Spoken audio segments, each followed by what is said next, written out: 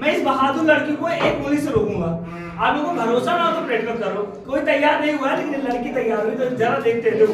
चलो बेटा आ जाओ, आओ आगे आओ, आगे आओ, चलो हाँ हाँ चलो आगे चलो, कोई दिक्कत नहीं, चलो चलो हाँ चलो और आगे लोग पकड़े रहना कहीं यहाँ देखो, रुका है नहीं वो हाथ उठाओ वहां से। एक उंगली से रुकी है कि नहीं रुकी है लड़की, देखो ताली तो बजाओ कम से कम यार आप लोग देख लो। ये तो वो हाथ से, हाँ तो उंगली से बता रहे हैं आप। अगर ये बड़ा होता तो उंगली से भी रोक देता यार। हाँ उंगली से रुक जाते हैं, तो इतना लगाना ज्यादा बड़ा है।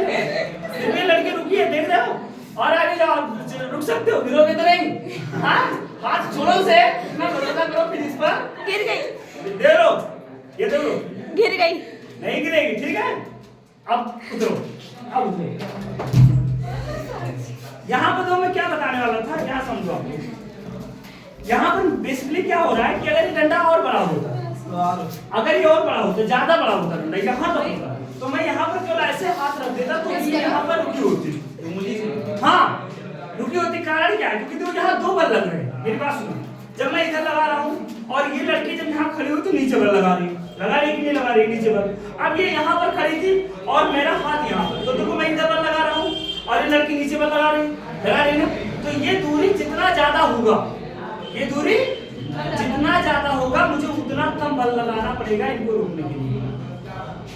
अगर ये फंटी और बड़ा होता, यहाँ तक होता, तो मैं केवल हाथ रख देता और ये लड़की इस पॉइंट पर खड़ी रहती आराम से। तो ये कैसे हुआ, इसको हम आपको फार्मूले से बताते हैं। फार्मूला क्या है यार, ध्यान से समझो आप। एक उत्तर में पहुंच करना है,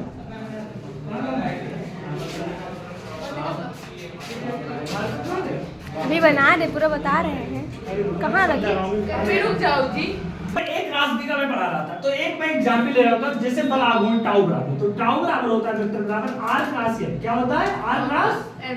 ये r क्या है, ये r वही बल है, वही दूरी है। जैसे ये मैंने कहा ये फंटी है आपका जो रखा हुआ था, एक बल इधर लग रहा है और एक बल ऊपर लग रहा है।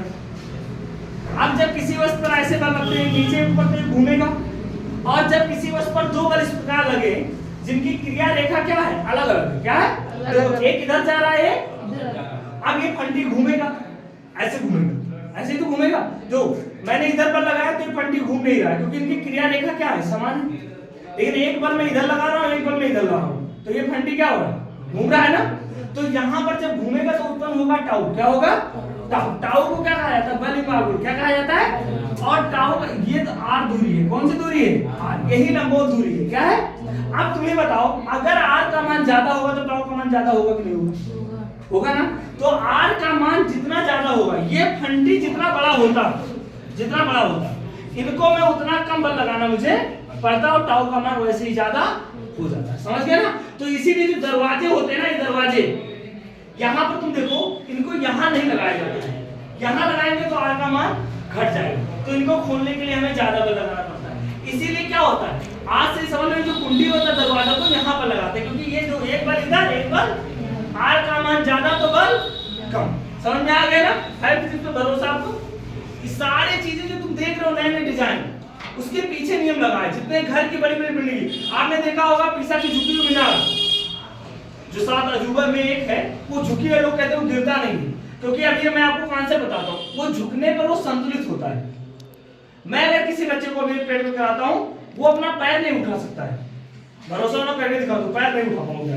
आ जाओ तुम, आ जाओ, तुम अपना पैर नहीं उठा पाओगे। आओ आगे आओ, यहाँ देखो, ऐसे तुम खड़े हो जाओ, एकदम दीवार में चिपको, चिपको एकदम चिपको, पैर चिपको। अब तुम ये वाला पैर उठाओ, हाँ ये वाला पैर क्यों नहीं उठ रहा, उठाओ पैर। इसमें चिपकने के बाद ये पैर क्यों नहीं उठ रहा है, आपने सोचा। अब जाओ मैं बता रहा हूँ इसको।